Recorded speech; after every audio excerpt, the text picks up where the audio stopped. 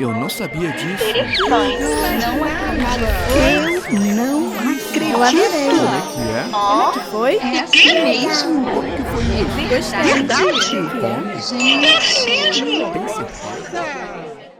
Depois da queda do Império Romano, no Ocidente, entramos na Idade Média, onde a educação era realizada em estreita ligação com a Igreja Católica, a fé cristã e ordens eclesiásticas. As principais características e objetivos da educação desse período eram a transmissão de técnicas adquiridas, a formação religiosa, a leitura e escrita do latim e o desenvolvimento de habilidades para pensar, refletir, debater, falar e concluir. As disciplinas eram gramática, dialética, retórica, geometria, aritmética, lógica, música, astronomia e latim. Tinham as escolas paroquiais que formavam padres e sacerdotes, as escolas monásticas, que formadoras dos monges, onde o sistema era o internato, com a valorização do trabalho e da disciplina. As escolas platinas ou palatinas, destinadas aos filhos dos nobres, onde se exigia dedicação e empenho dos alunos para que saíssem com uma formação mais ampla, e as universidades medievais, que surgiram a partir do século XI, inicialmente na França, Inglaterra e Itália, sendo provavelmente a mais antiga a de Salerno. Nessas universidades, após a formação básica, os alunos prosseguiam seus estudos em áreas específicas, sendo os primeiros cursos os de medicina, teologia, artes liberais e direito. Essas universidades sofreram muitas influências de reis, de ordens religiosas e até de papas, e são as precursoras das nossas universidades atuais. As escolas palatinas foram fundadas pelo rei franco Carlos Magno a partir do ano 787, e nelas aprendia-se as 7 artes liberais repartidas no trivium, que englobava gramática, incluindo a literatura, retórica, incluindo a história, e lógica, e no quadrivium, que incluía aritmética, geometria, incluindo geografia, música e astronomia, que incluía física e biologia.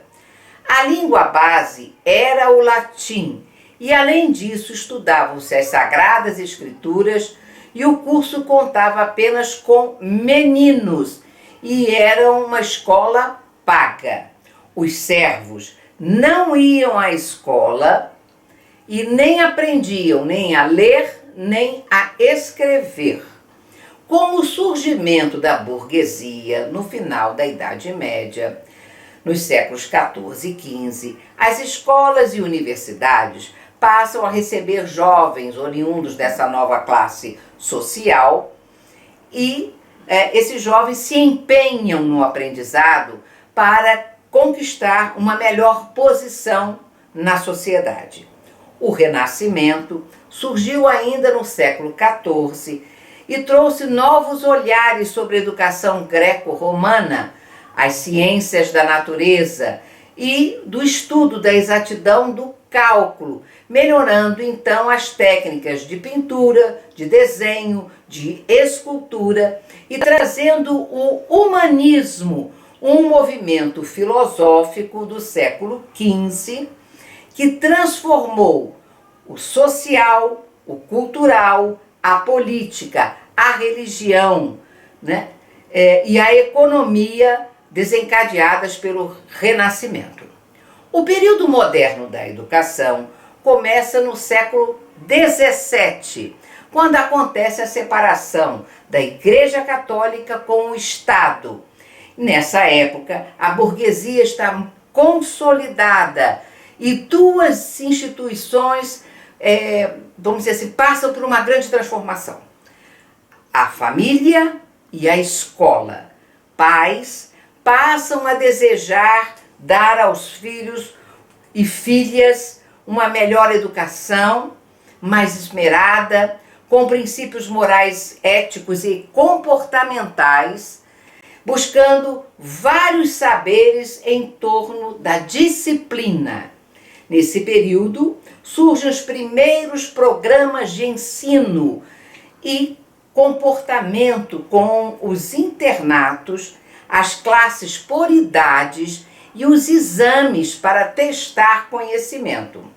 Também surgem a separação entre escolas para meninos e para meninas, pois até então só meninos tinham acesso a esses estabelecimentos. No século XVIII surge o Iluminismo, que transforma a estrutura, a vida da escola e coloca dois elementos muito importantes, que são a igualdade e a liberdade. No século XIX, houve uma grande expansão de instituições escolares na Europa e o ensino tornou-se acessível a diferentes parcelas da sociedade, independente de sexo, situação econômica, social ou cor da pele. O século XX, essa evolução escolar alcança os demais continentes e o modelo europeu é adequado às realidades de cada país, de cada continente, lembrando sempre que deveria haver a solução de problemas, de condições, de demandas de cada sociedade. O século XXI chegou, trazendo um salto nos meios de comunicação, nos obrigando a rever as escolas, as suas estruturas de organização, o modo de ensino, e muitos desafios terão que ser vencidos para manter crianças e jovens motivados para essa busca do conhecimento. Para que isso seja possível, talvez, precisemos entender e adequar os 4 pilares da educação, que são aprender a conhecer, aprender a fazer, aprender a ser e aprender a viver junto. Tudo isso deve ser adequado aos novos tempos que estamos vivendo, a esses novos seres humanos que estão aí, chegando, e que esperam poder realizar maravilhas para a sociedade do futuro. Você sabia disso? Eu não sabia disso. Não acredito. Como é que é? Ó, Foi? É assim mesmo. Como é que foi isso? Verdade. Como? É assim mesmo. Tem certeza?